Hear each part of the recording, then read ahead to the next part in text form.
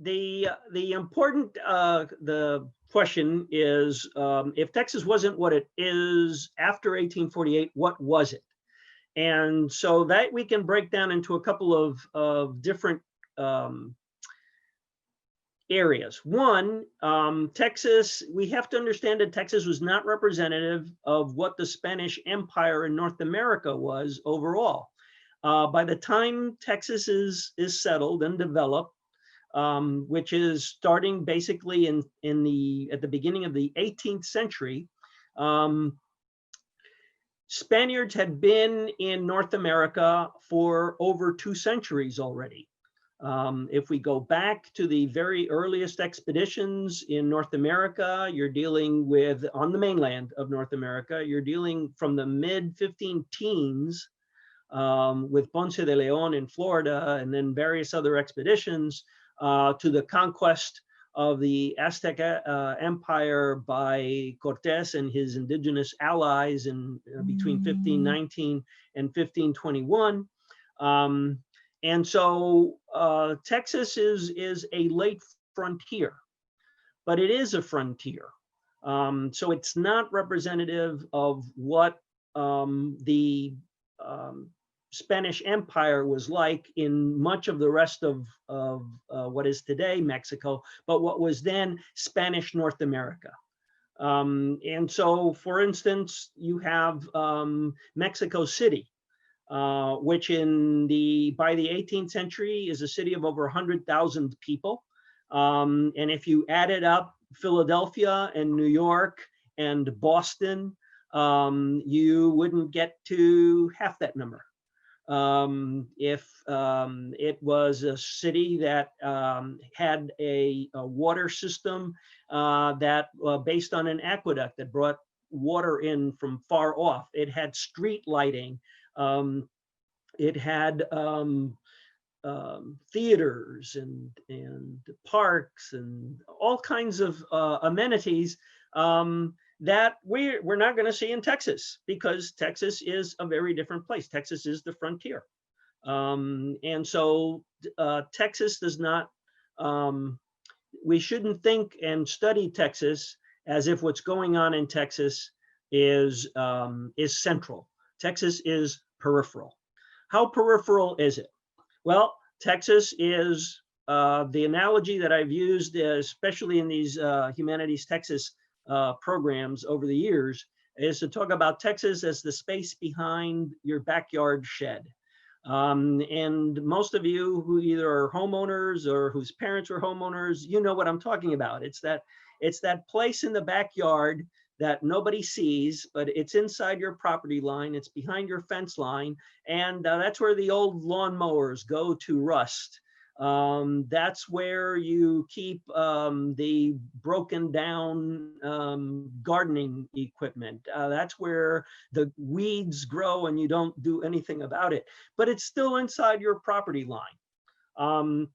And if somebody were to, that lived next door or behind you, were to come by and they were to tear down the fence and they would start clearing that area and wanting to use it, you would get very upset. You would not like that. They are intruding on your property. So keep that in mind as we think about Texas, because essentially Texas's function within Spain's North American empire was essentially to serve as a buffer, to keep people away from the house, to keep people away from the more central, the more lucrative, the more important parts of the colony. So Texas is not central, Texas is peripheral, and Texas certainly was not the very iconic, the very identifiable shape that we see today. And I go outside the period that we're talking about today very briefly to talk about Stephen F. Austin's map of 1821, because on it, he represents essentially what the Spanish and the Mexican government which succeeded tended to think of as Texas. And so that yellow portion in the middle, that was Texas. And you can see on the lower left-hand corner where the term Nuevo Santander crosses the Rio Grande. That's the area up to the Nueces River that was the state that we now call Tamaulipas. During the Spanish colonial period, it was known as Nuevo Santander. It extended all the way up to the Nueces. To the west, you can see the word Coahuila on a bend in the river.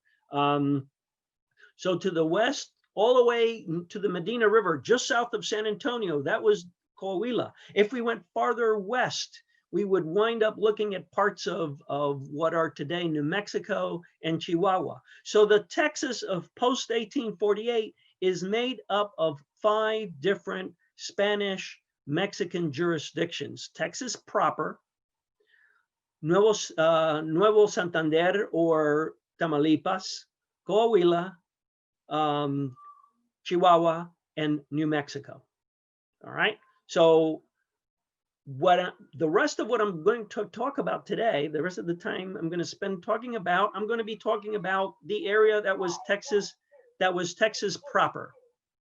And Texas proper consisted essentially of 3 areas of settlement that didn't exist prior to the 18th century. All right.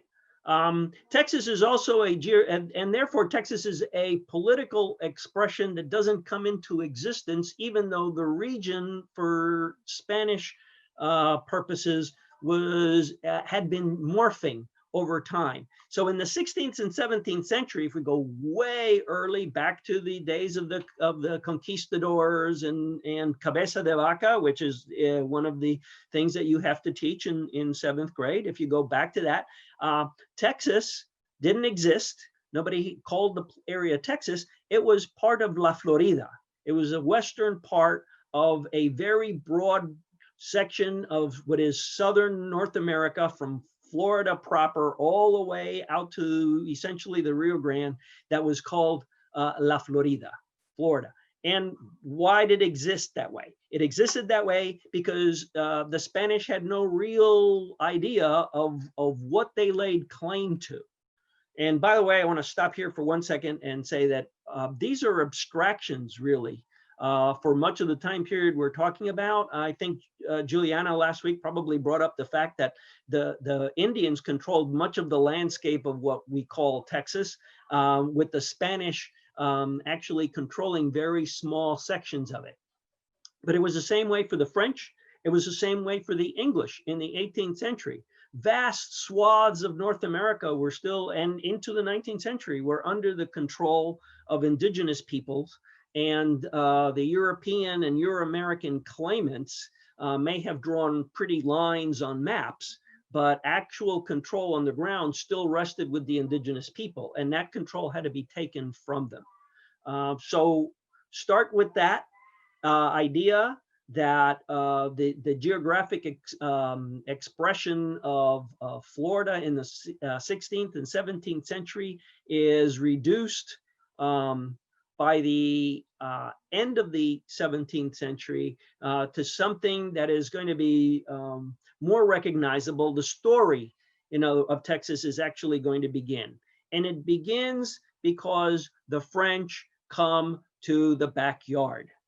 They cross the fence, and they start making an effort to actually occupy, take over part of that backyard that is under Spanish claim. Up until the late 17th century, the Spanish hadn't had to worry about it. All of a sudden they do.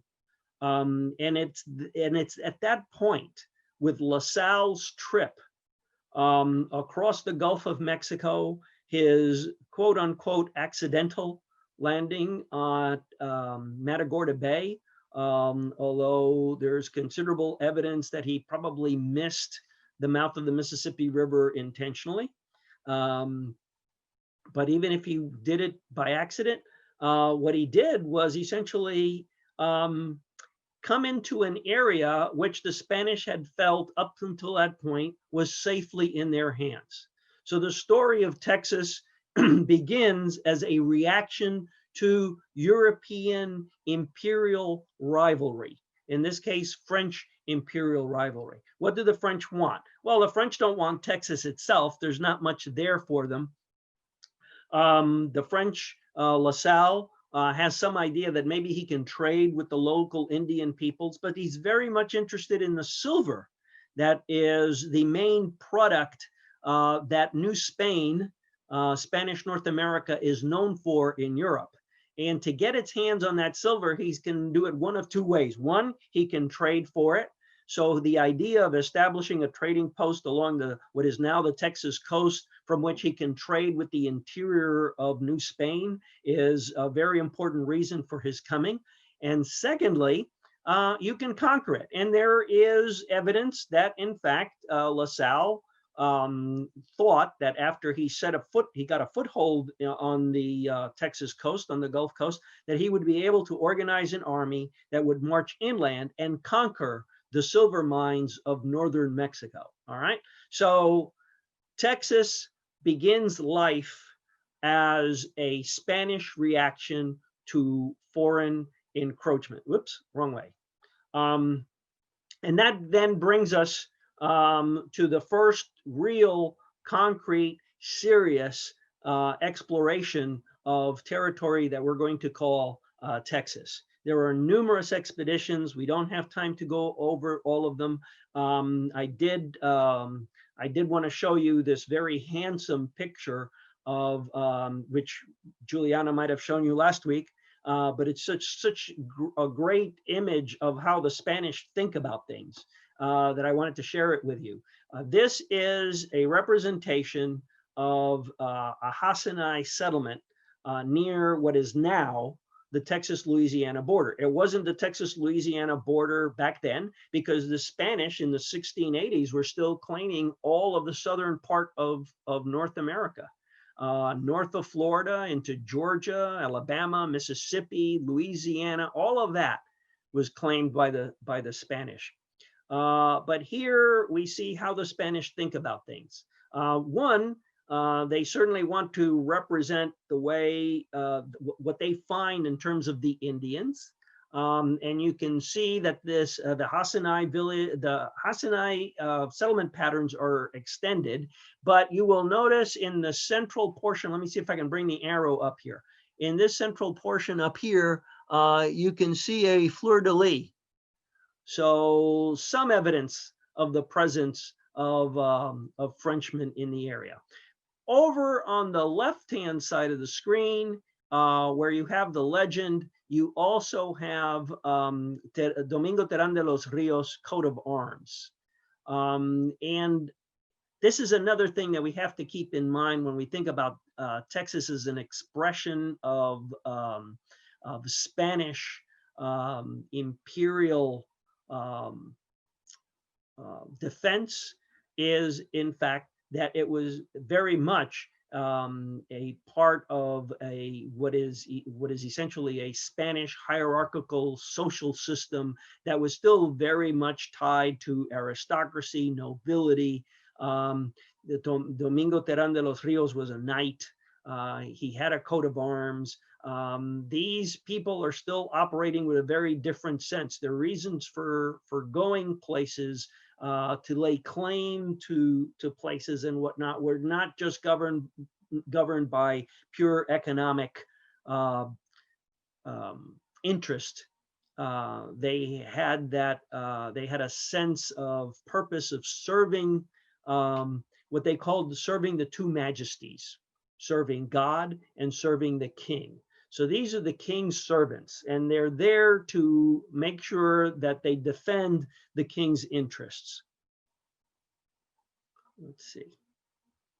Okay, so what does that mean? It means that Texas, for all intents and purposes, for the approximate 100 years during which it was a Spanish colony, it was a military province.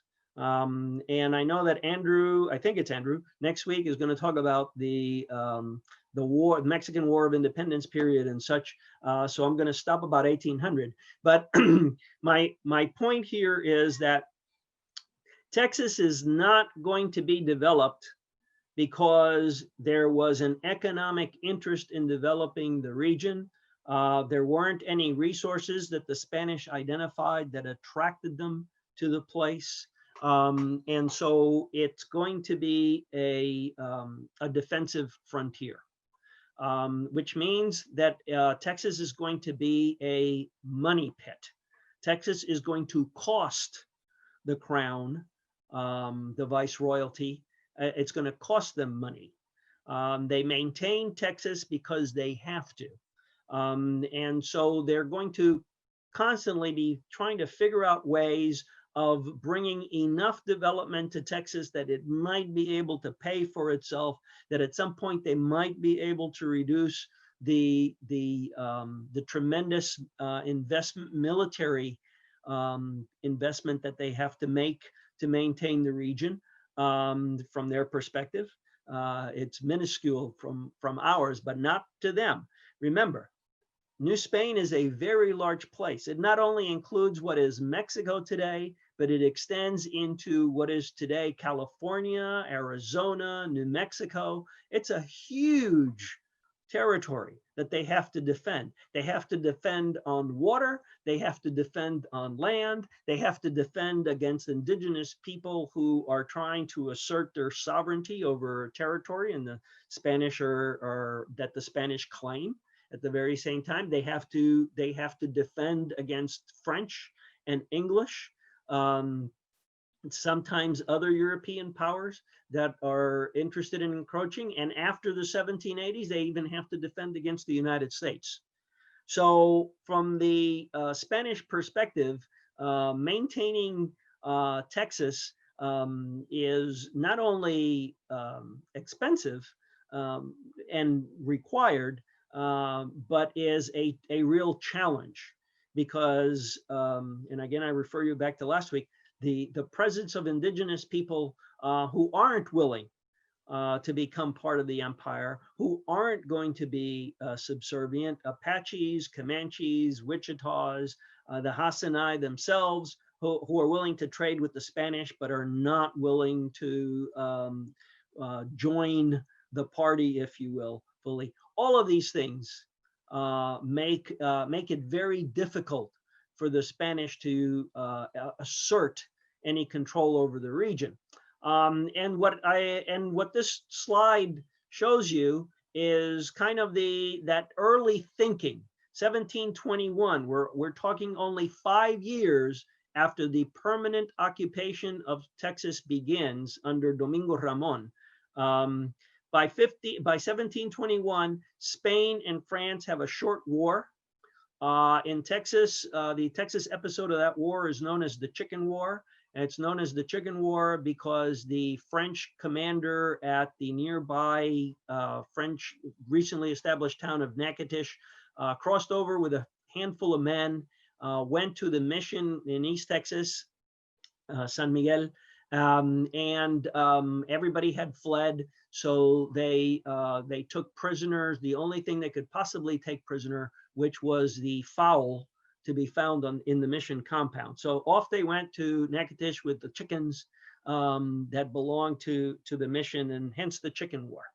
But nevertheless, the Spanish freaked out that the French would dare to invade Spanish territory, and they sent they organized an expedition. The Marqués de San Miguel de Aguayo, who was the governor of Coahuila, organizes an expedition to come to Texas and drive the French out. Well, the French had already left when he arrived, but he's kind of responsible for making sure that things are organized well enough that you could fend off another incursion from the French. And being a European noble military type, of course, he's thinking in very grandiose terms. And hence, he creates these very interesting looking European type fortifications, which are supposed to be built in Texas. Well, the only one that was actually built was the one at Nacogdoches, and it looked something like this. Not at Nacogdoches, I'm sorry, at Los Adais. And it did look something like this, except that all they managed to build, and the archaeological work has been done, was an outer perimeter made of a wooden stockade. So they did create something that looked something like this. Whoops. But it was made out of timber. At San Antonio, you were supposed to get this. Sorry. You were supposed to get this square block, and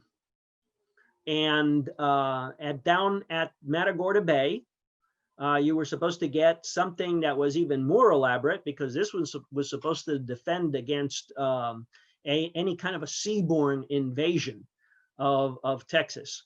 And of course, these didn't get built. This one got built sort of, kind of.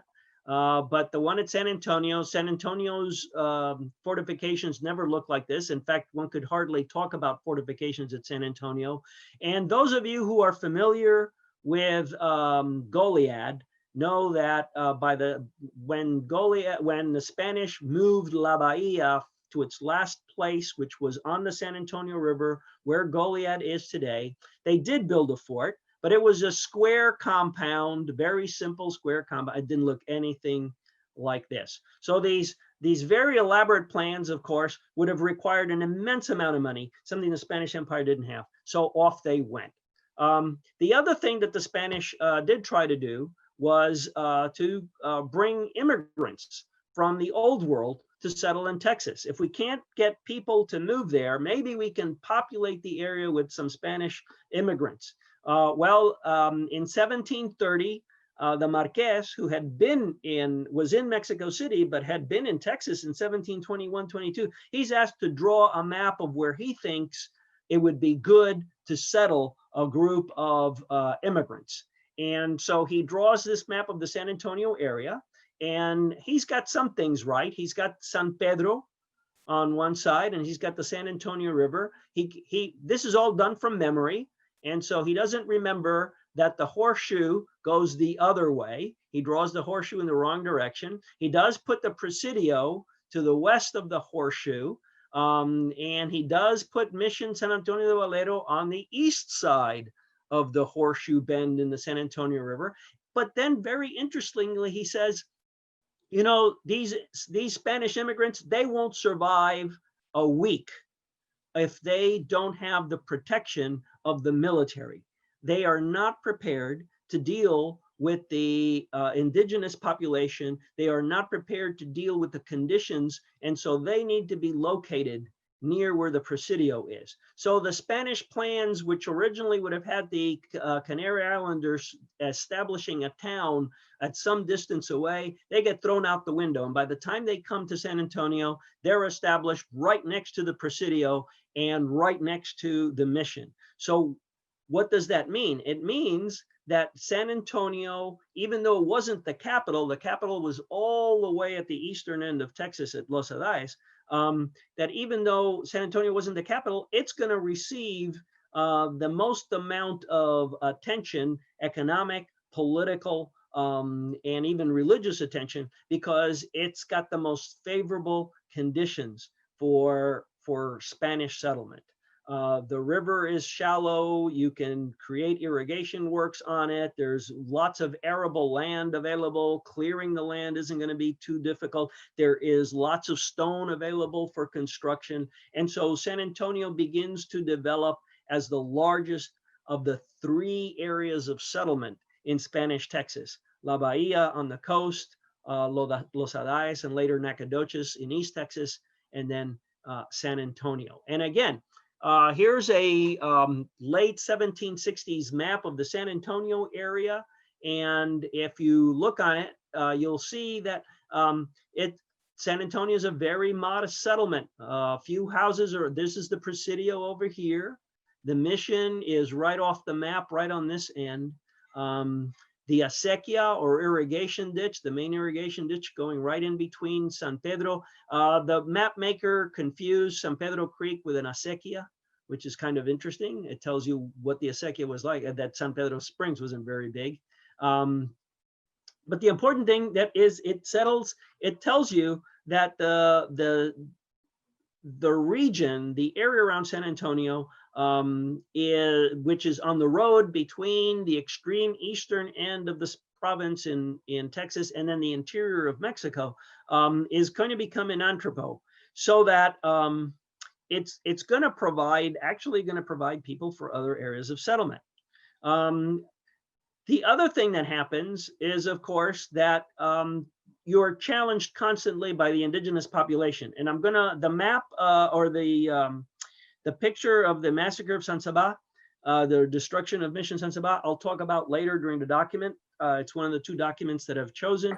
But I wanted to point up that we're talking about a constant and a period during which a minority of Spanish settlers are facing a large Indian population and an indigenous population that is assertive. So San Antonio, by 1770s, is ready to become the capital of Texas because there is, in fact, an inspection. In the late 1760s, an inspection is done of the whole frontier region, and the man who ran it, he was the Marqués de Rubí, actually writes a long report that is the basis for a new regulation for the maintenance of the frontier.